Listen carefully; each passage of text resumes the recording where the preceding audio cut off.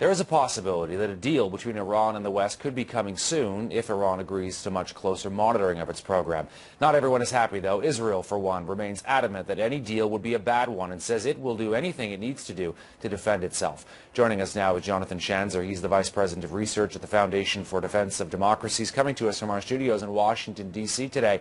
Jonathan, let's talk about the possibility of a deal in the next little while. What do you think the likelihood here is?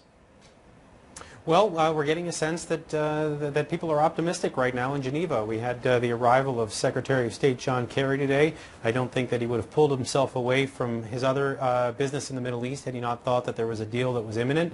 And we're beginning to hear even some of the contours of this deal, which includes the release of some cash and the relief of sanctions in some of Iran's sectors. And so we get a sense now that there is there are at least some points here that both sides agree on.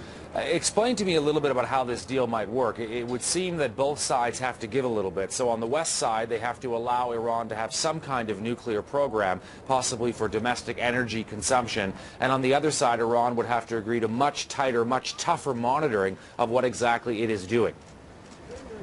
Well, I'm not sure that actually that would include much tougher. In other words, there are stringent things that they would like to put in place to make sure that they're monitoring everything as closely as possible. It doesn't appear that that's what has been agreed upon. It sounds as if Iran has agreed to stop using certain centrifuges. It sounds as if they've agreed to not enrich uranium to a certain percentage, but they do want to maintain control of the entire infrastructure that they have built over these last several years. And so the concern that we're hearing from the Israelis as well as from the Saudis and some here in North America as well is that Iran is just going to basically take this, and at the time that they deem it possible, they make a dash for that nuclear finish line anyway. Right, and what concerns you here as this sort of deal comes into possible greater focus?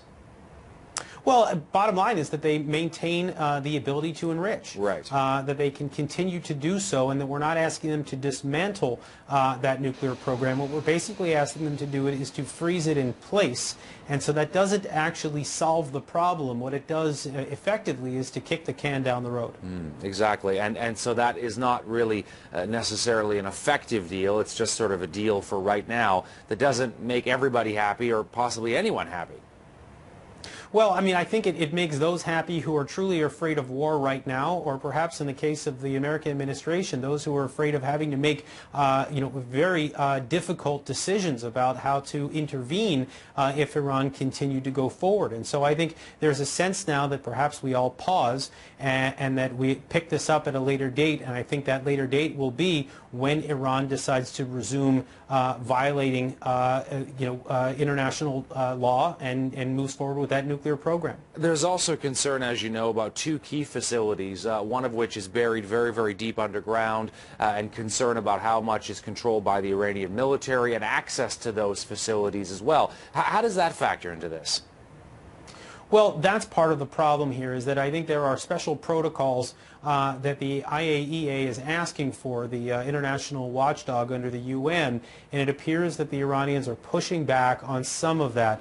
They've agreed to at least allow for more oversight of that nuclear program, but not as much as the West would like, and it appears that we're willing to make a compromise. And the way that I would just put this more broadly is this now appears to be more of a compromise that the West is making with itself over whether it wants to go to war or not, or how much it wants to push Iran, and not so much about the compromises that we're making with Iran. I think there's not much of a compromise there at all. The Iranians are getting almost everything that they want, and we're just simply getting a pause. Interesting. And so where does that leave Israel?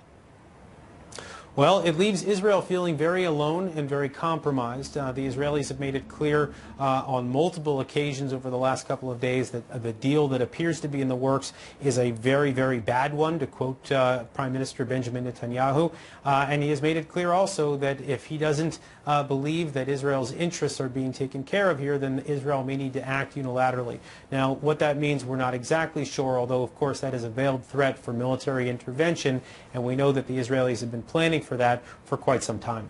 Jonathan Schanzer, great to talk to you. Really appreciate your insights. Thanks so much. My pleasure.